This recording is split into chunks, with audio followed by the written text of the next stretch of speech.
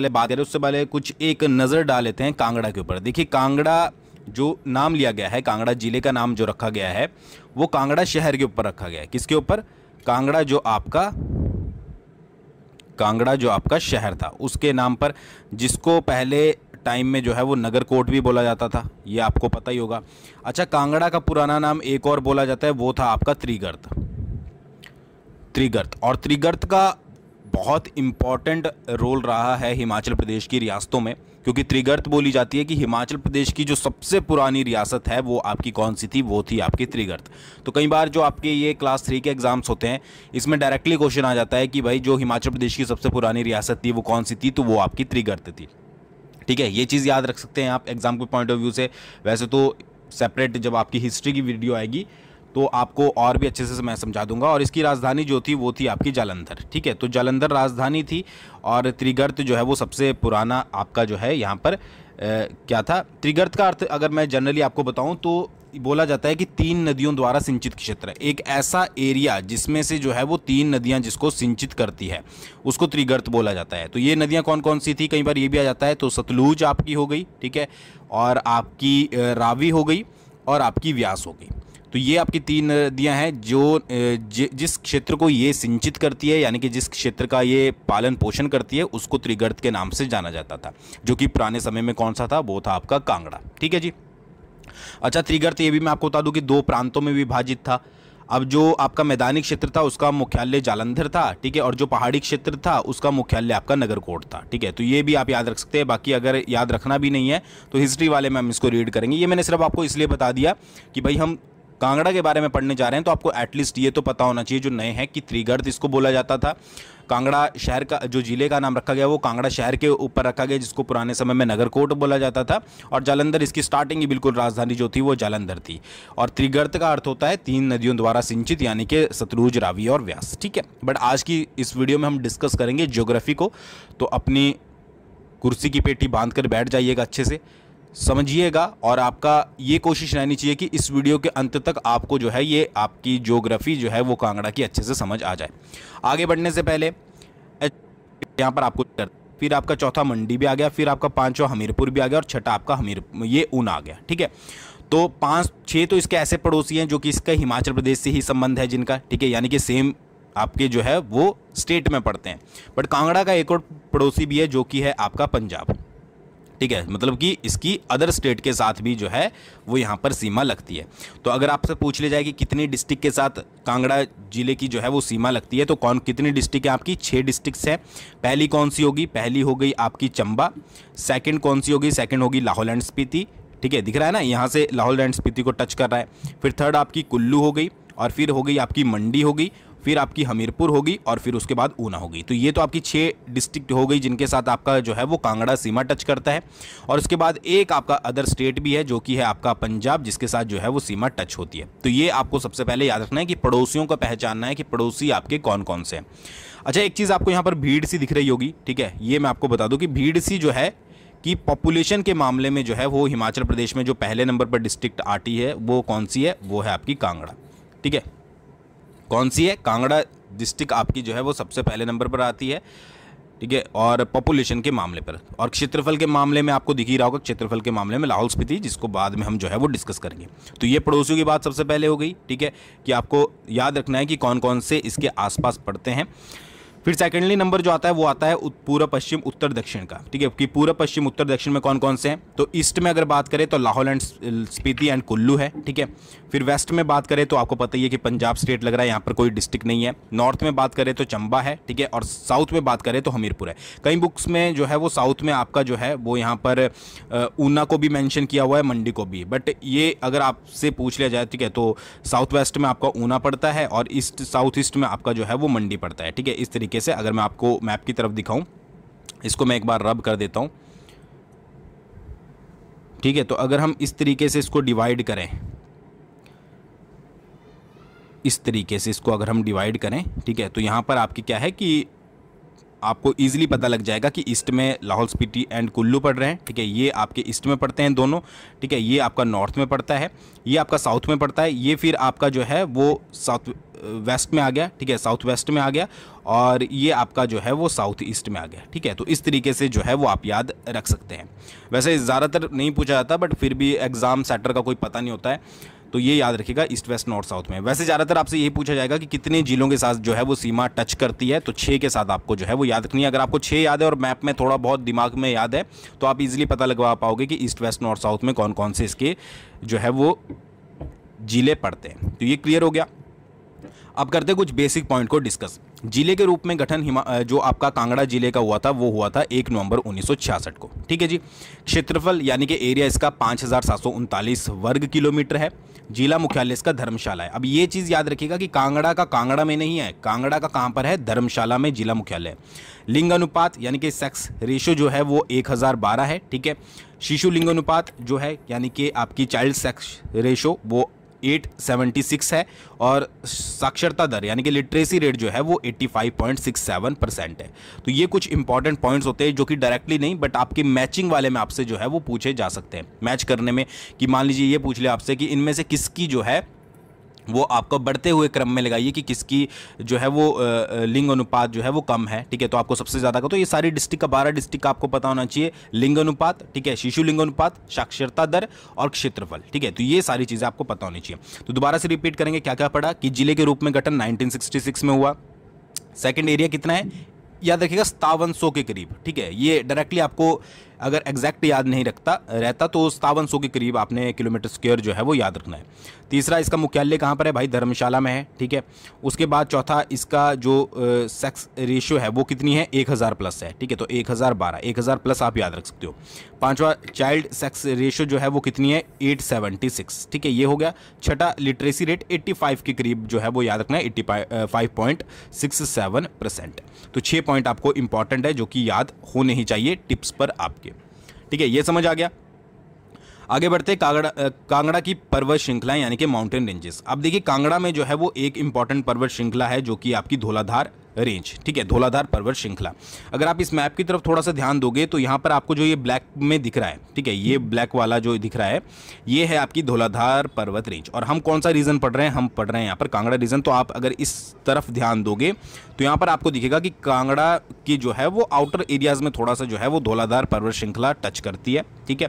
तो इसको जो है वो व्हाइट माउंटेन रेंज के नाम से भी जाना जाता है, बट इतना आपको जो है वो याद रखना है, बाकी इससे ज़्यादा आपके इससे रिलेटेड कुछ नहीं पूछा जाएगा। बाकी आप पर्वत श्रृंखलाओं वाली वीडियो देख लीजिएगा, उसमें मैंने और अच्छी डिटेल में आपको समझाया है धौलाधार पर्वत श्रृंखला के बारे में। बट अगर आपसे पूछ लिया जाए कि कांगड़ा एरिया में कौन सी पर्वत श्रृंखला है, तो कांगड़ा एरिया में धौलाधार पर्वत श्रृंखला, और इसे जो है वो व्हाइट माउंटेन यानी कि श्वेत श्रृंखला के नाम से भी जो है वो जाना जाता है। बस इतना ही आपको जो है वो इस बारे में पढ़ना है, ठीक है, क्योंकि मैं ये सारी चीज़ें आपको पहले पढ़ा चुका हूँ, दोबारा रिपीट करने की इसमें ज़रूरत नहीं है, वीडियो ज़्यादा लंबी हो जाती है। फिर एक और चीज़ याद रखिएगा कि पपरोला श्रृंखला भी जो है वो कांगड़ा में पड़ती है, ठीक है, इसको ज़्यादातर बुक्स में मेंशन नहीं किया हुआ है। तो पपरोला श्रृंखला कांगड़ा घाटी को बीड़ भंगाल से अलग करती हुई मंडी की तरफ जाती है, ठीक है। तो अगर आपसे क्वेश्चन पूछ लिया जाए कि कांगड़ा घाटी को जो है वो बीड़ भंगाल से अलग कौन सी पर्वत श्रृंखला करती है, तो वो है आपकी पपरोला श्रृंखला, ठीक है। फिर ये मंडी की तरफ जाती है, ठीक है, और मंडी में इसे जो है वो सिकंदर धार के नाम से जाना जाता है, ठीक है। कहाँ पर जाती है, कांगड़ा से होते हुए मंडी की तरफ जाती है, तो मंडी में इसे सिकंदर धार के नाम से जाना जाता है, ये हो गया। फिर सबसे इंपॉर्टेंट तो हम भूल ही गए, कांगड़ा घाटी, ठीक है, यहाँ पर एक घाटी भी है जो कि है कांगड़ा घाटी। कांगड़ा घाटी को वीर भूमि के नाम से जाना जाता है, जो कि शाहपुर से लेकर पालमपुर तक फैली हुई है।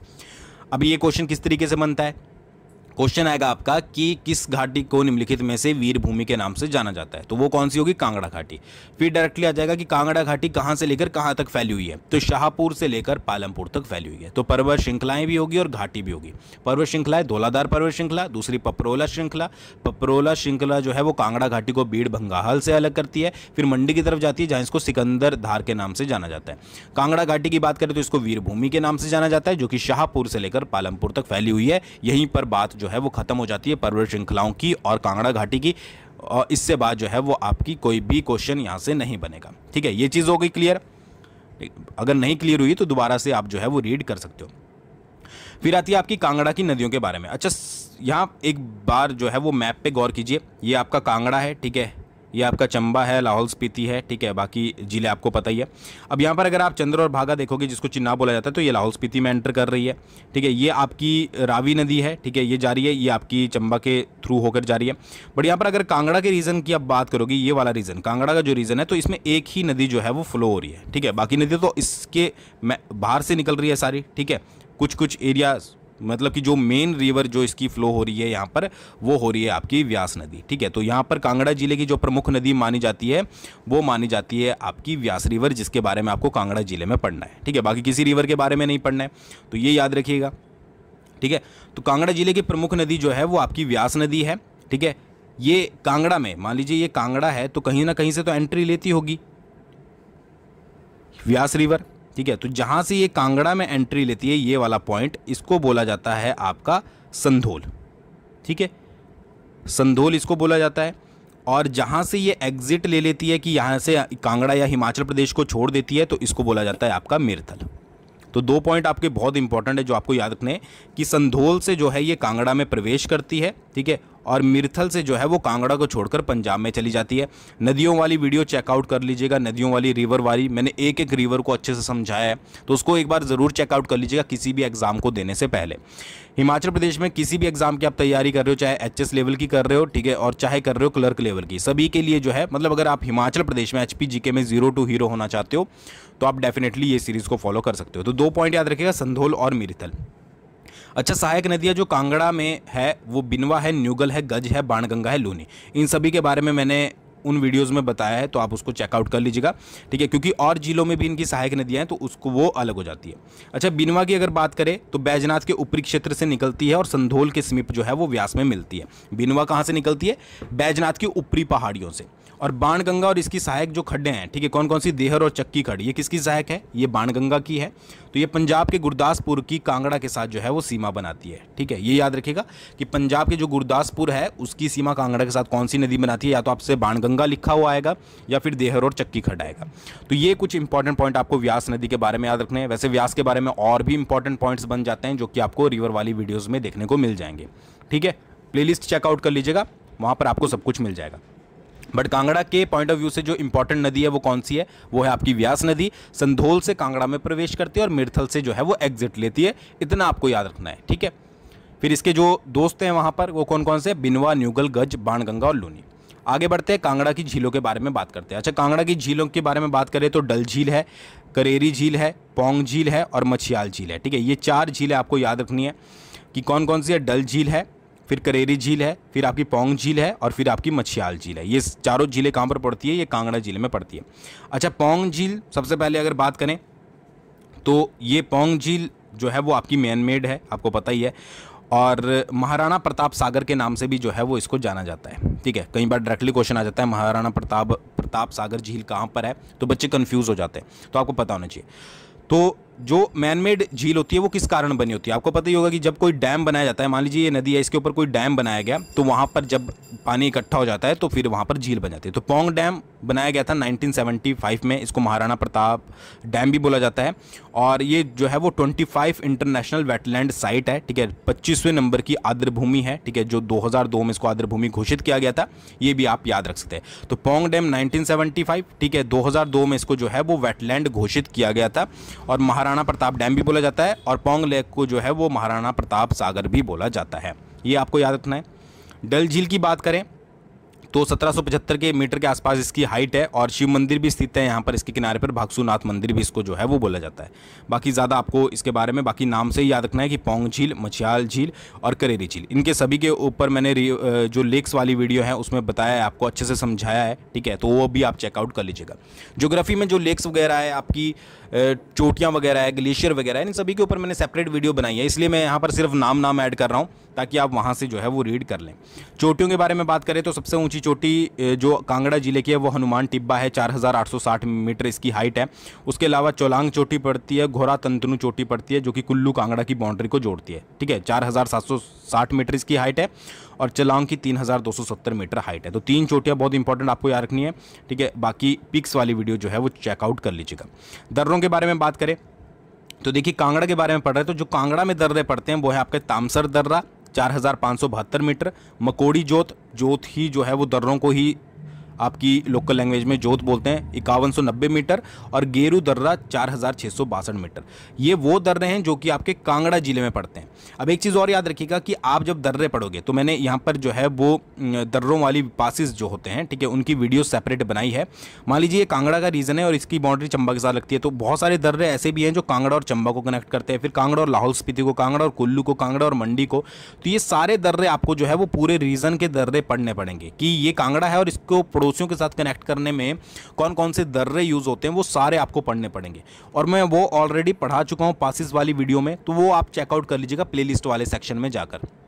सीधा जीके स्टडी सर्च कीजिए, प्लेलिस्ट वाले सेक्शन पे, चैनल पे जाइए, प्लेलिस्ट वाले सेक्शन में जाइए, 0 to हीरो सीरीज खोलिए, वहाँ पर आपको मिल जाएंगे। तो ये तो वो दर्रे हैं जो कि कांगड़ा जिले में पड़ते हैं, बट आपको ये भी पढ़ना है कि कांगड़ा और चंबा को कौन कौन से जोड़ते हैं, कांगड़ा और लाहौल स्पीति को कौन कौन से जोड़ते हैं, कांगड़ा और कुल्लू को कौन कौन से जोड़ते हैं, कांगड़ा और मंडी को कौन कौन से जोड़ते हैं। तो इस तरीके से सारे दर्रे आपको पता होने चाहिए। बट कांगड़ा की बात करें तो तामसर, मकोड़ी और गेरू दर्रा ये आपके कांगड़ा जिले में पड़ते हैं।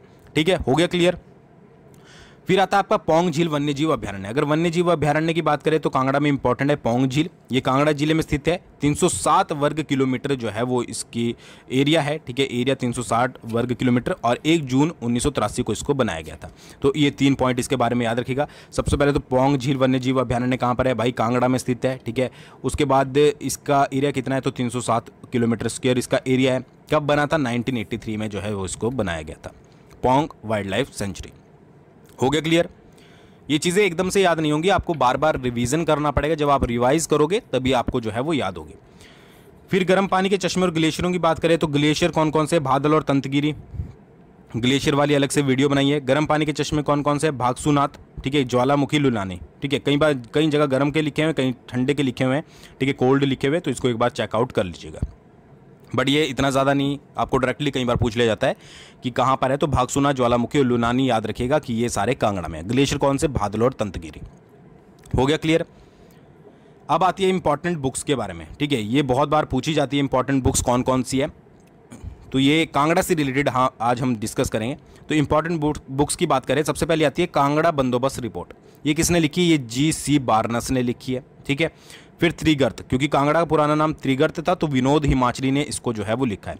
कांगड़ा पेंटिंग्स की बात करें तो एम.एस. रंधावा ने लिखा है, और महाराणा संसार चंद। अब देखिए संसार चंद आपको पता ही है कि एक बहुत इंपॉर्टेंट राजा हैं कांगड़ा के, हम पढ़ेंगे जब कांगड़ा की हिस्ट्री आएगी, ठीक है। एक ऐसा महत्वाकांक्षी राजा आप बोल सकते हैं जब राजा बना था तो जो भी आस पड़ोस के राज्य थे, पड़ोसी थे, उनके ऊपर शासन करने की ऐसी जिज्ञासा थी कि हर जगह उन्होंने आक्रमण किया, ठीक है। उस राजा ने, मतलब संसार चंद ने हर जगह पर आक्रमण किया, हर क्षेत्र पर अधिकार किया। और ये सब ऐसा बोला जाता है कि बिलासपुर पर जो आक्रमण था संसार चंद का, वो उसके पतन का कारण बना था, ठीक है। फिर क्योंकि बिलासपुर के राजा ने जो है वो गोरखा कमांडर अमर सिंह थापा को आमंत्रित किया था, तो फिर फर्दर लड़ाइयाँ हुई। तो वो सारी चीज़ें हम हिस्ट्री में डिस्कस करेंगे। तो संसार चंद, महाराजा संसार चंद जो पुस्तक लिखी है वो राजेश्वर नारायण सिंह ने लिखी है। तो ये 4 पुस्तक जो है वो कांगड़ा के बारे में डिस्ट्रिक्ट वाइज अगर हम बुक्स पढ़ेंगे तो ज़्यादा बेटर होगा आपको याद रखने में। कौन कौन सी बुक्स हैं, कांगड़ा बंदोबस्त report GC. Barnes, Trigarta Vinod Himachali, Kangra paintings MS. Randhawa, और महाराजा संसार चंद राजेश्वर नारायण सिंह। तो ये आपको इंपॉर्टेंट बुक्स जो है वो इसके बारे में याद रखने हैं। किसके बारे में, कांगड़ा डिस्ट्रिक्ट से रिलेटेड। हो गया याद। एक और चीज़ याद रखिएगा, ये क्वेश्चन पूछा गया था कई बार कि कांगड़ा को अपनी पुस्तक में स्थान देने वाला पहला जो यात्री था वो था थॉमस कोरियाट, कि थॉमस कोरियाट ने सबसे पहले जो है वो अपनी बुक्स में कांगड़ा का वर्णन किया था, ठीक है। कौन था, थॉमस कोरियाट, याद रखिएगा। नेक्स्ट है, अच्छा आगे बढ़ने से पहले अगर आप फ्री करंट अफेयर पढ़ना चाहते हो, देखिए करंट अफेयर के लिए जो है वो डिस्क्रिप्शन में एक लिंक आपका कांगड़ा कला संग्रहालय है उसके बारे में, ठीक है। कांगड़ा कला संग्रहालय यानी कि कांगड़ा आर्ट म्यूजियम, ये धर्मशाला में स्थित है और 1991 में इसकी स्थापना की थी। कई जगह पर 1990 भी लिखा हुआ है, बट जो आपको याद रखना है वो 1991 रखना है, ठीक है। ये इस तरीके का कुछ दिखता है। और अगर न्यूज़ की बात करें, क्यों न्यूज़ में था, तो दिसंबर 2022 में जो है वो इंटरनेशनल आर्ट एग्जीबिशन का यहाँ पर आयोजन किया गया था। तो अगर आपसे पूछ लिया जाए कि इंटरनेशनल आर्ट एग्जीबिशन का आयोजन कहाँ पर किया गया था, तो वो कांगड़ा कला संग्रहालय में किया गया था, जो कि धर्मशाला में स्थित है। 1991 में इसकी स्थापना जो है वो की गई थी। होगी ये चीज़ क्लियर। आई होप आपको समझ आ गया होगा, अच्छे से समझ आ रहा होगा, ठीक है। नोट्स बनाते चलिएगा साथ साथ। अगला आता है मोस्ट इंपॉर्टेंट कांगड़ा के मंदिर, ठीक है, मेरा फेवरेट चैप्टर कि कौन कौन से टेम्पल जो है वो कांगड़ा में पड़ते हैं। ठीक है, सबसे पहले आता है ज्वालामुखी मंदिर, फिर आता है ब्रिजेश्वरी मंदिर, फिर आता है मसरूर रॉकेट मंदिर, फिर बैजनाथ मंदिर, फिर आता है आपका भागसूनाथ मंदिर, ब्रिजराज बिहारी मंदिर, लक्ष्मी नारायण मंदिर। अच्छा, लक्ष्मी नारायण मंदिर और डिस्ट्रिक्ट में भी है, तो आप इसमें कंफ्यूज मत होइएगा। फिर आता है नागनी माता मंदिर और काठगढ़ महादेव मंदिर। ये सारे मंदिर कहाँ पर पड़ते हैं? ये पड़ते हैं आपके कांगड़ा डिस्ट्रिक्ट में। एक चीज़ याद रखिएगा कि डिटेल में पता होने से पहले सबसे पहले आपको नाम पता होना चाहिए। ठीक है, कि नाम वाइज जो है वो मंदिर कहाँ कहाँ पर पड़ते हैं। ज्वालामुखी, ब्रिजेश्वरी, मसरूर रॉकेट, बैजनाथ, भागसूनाथ, ठीक है, ब्रिजराज, लक्ष्मी नारायण, नागनी माता, काठगढ़, ये सारे कहाँ पर पड़ते हैं? ये कांगड़ा के प्रसिद्ध मंदिर है।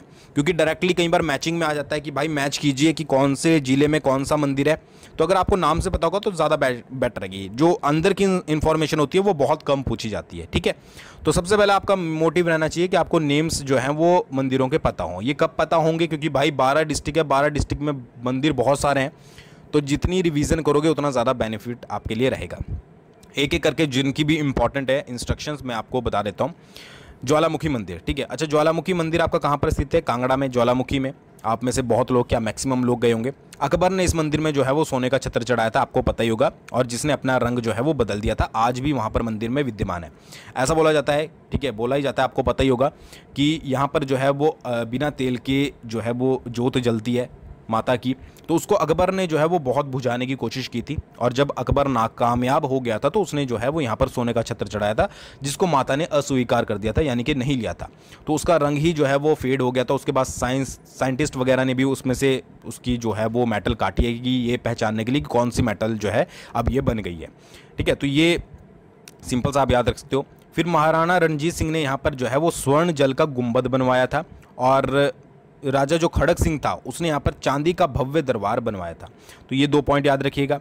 बोला जाता है कि सती माता की यहाँ पर जेब गिरी थी, ठीक है, मान्यताओं के अनुसार, और मंदिर के साथ ही जो है वो गोरखनाथ की डिब्बी भी है, एक और मंदिर है। ठीक है, जिन्होंने विजिट किया होगा उनको अच्छे से पता होगा। तो ये कुछ थोड़े बहुत पॉइंट आप याद रख सकते हो। एक्चुअली होता क्या है कि कई बार आप पेपर सेटर के मूड का नहीं पता होता है कि वो क्या पूछ ले, किस तरीके से पूछ ले। ठीक है, तो आपको थोड़ी थोड़ी इन्फॉर्मेशन सभी के बारे में होनी चाहिए, और हम यहाँ पर आपको ज़ीरो टू हीरो बना रहे हैं, तो हमें तो आपको हर एक इन्फॉर्मेशन जो है वो देनी पड़ेगी।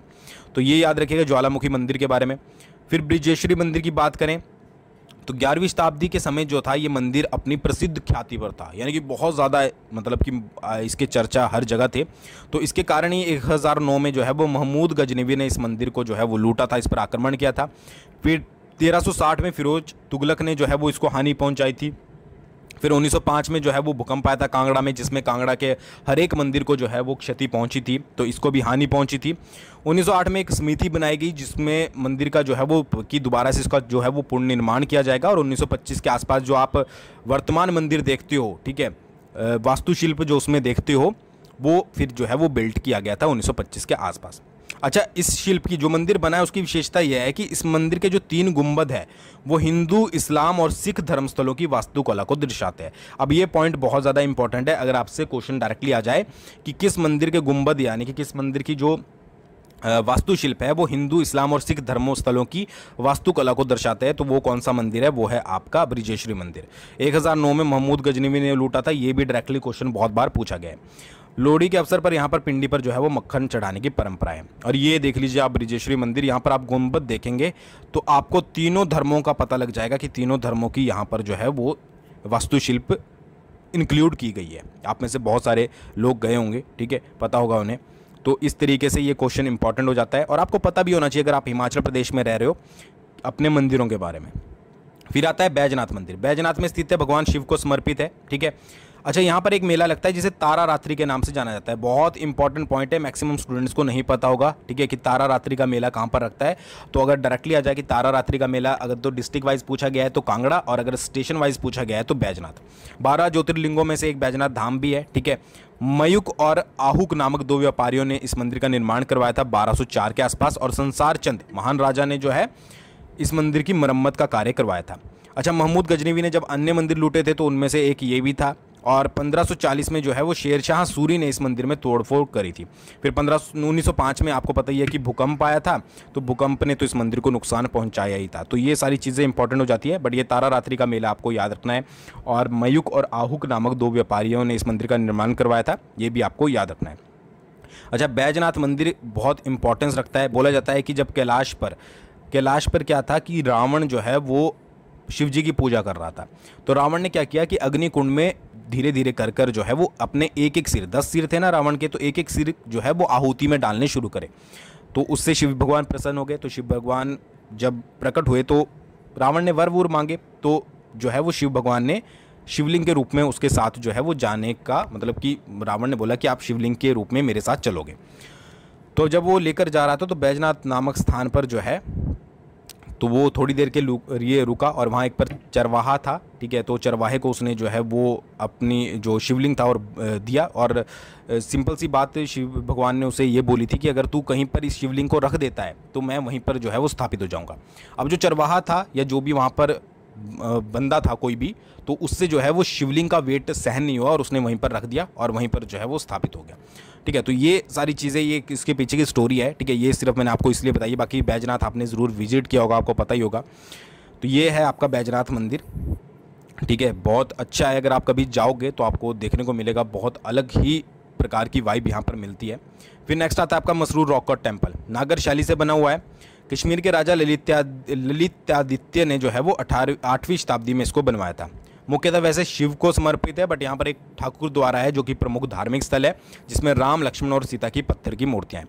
अच्छा, हिमाचल प्रदेश की एलोरा भी कहा जाता है, ये बहुत बार क्वेश्चन पूछा गया है। हिमाचल प्रदेश की एलोरा या फिर उत्तरी भारत का एलोरा किसको कहा जाता है, तो मसरूर रॉक कट टेम्पल को कहा जाता है, ठीक है। ये आपको याद रखना है। अच्छा, ये जो शैली शूली है मंदिरों की, इसके ऊपर सेपरेट वीडियो मैं बनाऊंगा, तब इसको जो है जिनकी बची हुई है उनकी डिस्कस कर लेंगे। अन्य मंदिर कौन कौन से, बाबा बल्ले दा पीर, ये भी आपका कांगड़ा में स्थित है, और वेद मंदिर योल में, ये भी आपका जो है वो कांगड़ा में स्थित है, ये याद रखिएगा। और जो वेद मंदिर योल है, इसकी स्थापना जो की थी वो स्वामी राम स्वरूप योगाचार्य ने की थी। तो ये कुछ इंपॉर्टेंट मंदिर है जिनके बारे में मैंने आपको थोड़ी थोड़ी इन्फॉर्मेशन दे दी। बाकी आप चाहें तो ज़्यादा नेट वगैरह से या बुक्स वगैरह प्रेफर कर सकते हो, बट इतनी ज़रूरत नहीं है। जो ज़रूरत है वो है आपको नाम याद रखने की, कि ज्वालामुखी, ब्रिजेश्वरी, मसरूर रॉक कट, बैजनाथ, भागसूनाथ, ब्रिजराज बिहारी, लक्ष्मी नारायण और नागनी माता और काठगढ़ कहाँ पर हैं, ये सारे कांगड़ा में जो है वो आपके पड़ते हैं, ठीक है जी। आगे देख लेते हैं कौन सा इंपॉर्टेंट आपकी इन्फॉर्मेशन है, ठीक है, कि कौन कौन सी कांगड़ा के महल के बारे में बात करते हैं, कौन कौन से महल हैं। तो लंबा गांव महल कहाँ पर पड़ता है, ये पड़ता है आपका जयसिंहपुर तहसील में, ठीक है। तहसील इतनी ज़रूरी ये नहीं है याद रखनी, बट याद रख सकते हैं। विजयपुर महल है, डाडा महल है और हरिपुर महल है, ये 4 महल आपको याद रखने हैं। मेन फोकस जो आपको करना है वो करना है कांगड़ा के किलों के ऊपर। कौन कौन से किले हैं, सबसे पहले तो कांगड़ा किला है, उसके बाद शाहपुर कोटला किला है, हरिपुर किला है, विजयपुर किला है, पथियार किला है, मानकोट किला है, सिब्बा किला है, ज्वाली किला है, मस्तगढ़ किला है, मानगढ़ किला है। मानगढ़ किला और भी जगह है, जैसे कि फॉर एग्जांपल सिरमौर में भी आपका मानगढ़ किला पड़ता है, तो इसमें कंफ्यूज मत होइएगा। तो इतने सारे किले आपको जो है वो याद रखने हैं। कौन कौन से, कांगड़ा किला, शाहपुर कोटला, हरिपुर, विजयपुर, पथियार, मानकोट, सिब्बा, ज्वाली, ठीक है। ज्वाली तो आपको इजीली याद रहेगा ज्वाला जी से, मस्तगढ़ किला और मानगढ़ किला, ठीक है। तो ये सारी चीज़ें आपको याद रखनी है कि किले भी और महल भी आपको पता होने चाहिए, ठीक है। विजयपुर किले से तो आप विजयपुर महल याद रख सकते हो, हरिपुर किले से हरिपुर महल भी याद रख सकते हो, ठीक है।